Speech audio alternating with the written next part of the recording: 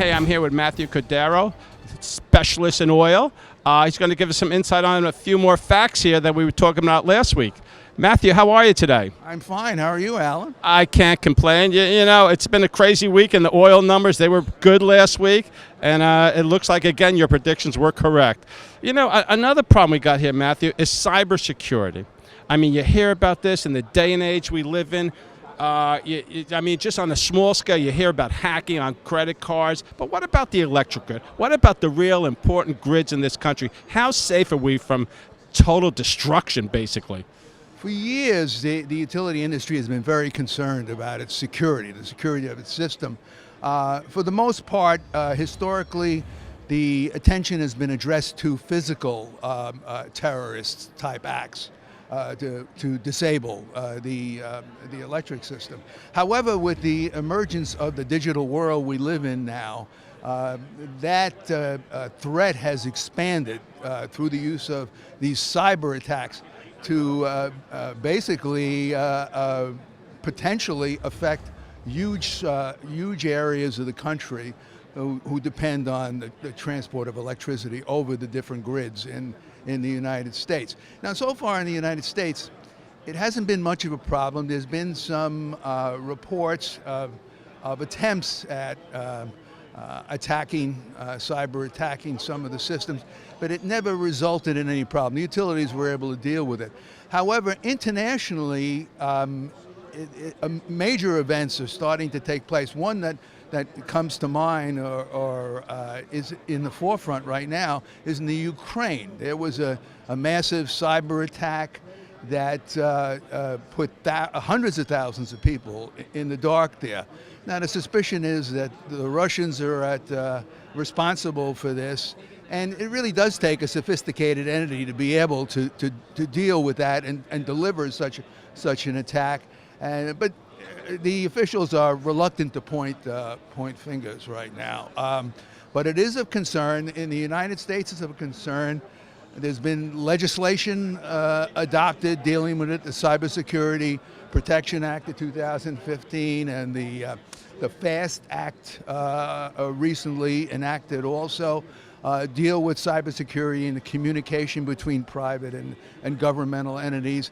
And it's complemented by the efforts the utilities have underway involving FERC, Federal Energy Regulatory Commission, as well as the National Electric Reliability Council in dealing with development of standards and in communication protocols to deal with this. But it's definitely a problem. We have to stay on top of it, and it's something that we're going to have to pay continuous attention to because of the changing landscape and the fact that new challenges will, once we're able to handle one type, another type will emerge. So it's very critical for the security of this country. You know, Matthew, say there was a cyber attack in, say, Niagara Falls on that power station. How long would that grid be down? How long would it affect New York City? Well, it depends the degree of damage, because some of these cyber attacks involve the destruction of computer equipment and controls. And indeed, if depending on how successful the different attacks are, it could bring down the grids for long periods of time. New York, you can't have that. I live on the 30th floor. Another problem, I mean, we're having with the environmentalists and whatnot. I mean, there was a big coal plant that we used to get our power for. That's been shut down. What's going on with that clean air? Well, the EPA was recently dealt a bad decision by the Supreme Court, and it put a snag into their plans to implement the new clean air or clean power plan, as they refer to it. The Supreme Court decided that it overruled a ruling of a lower court and basically stayed the implementation of the EPA rules in this regard and sent it back to the lower court to be dealt with on the merits and not just procedurally. And this is going to add some delay in what's being done and make some people who are opposed to it happy, and people who are promoting it not so happy. But I think in in the end, it's going to have to go back to the Supreme Court for an ultimate determination on the merits. In the meantime, some states will delay compliance because of this.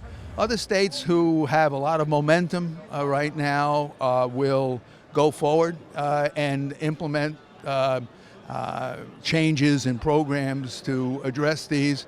But in the end, even though this may be a 2-year delay in the ultimate implementation of the Clean Power Plan, there's too much underway right now with the low price of natural gas and the conversions away from coal and the adoption of renewables to reverse things. So I think that momentum will still take hold even in spite of potential delays in the implementation of the Clean Power Plan. You know, Matthew, here at Small Cap Nation, a lot of our clients are worried that it's going to add a big cost to their small cap companies. Yes, well, definitely. In the end, any steps we take to comply with new regulations, challenging regulations, is going to involve some cost, and that's going to affect businesses at all capitalization levels. Yeah. Dr. Matthew Cordaro, thank you so much.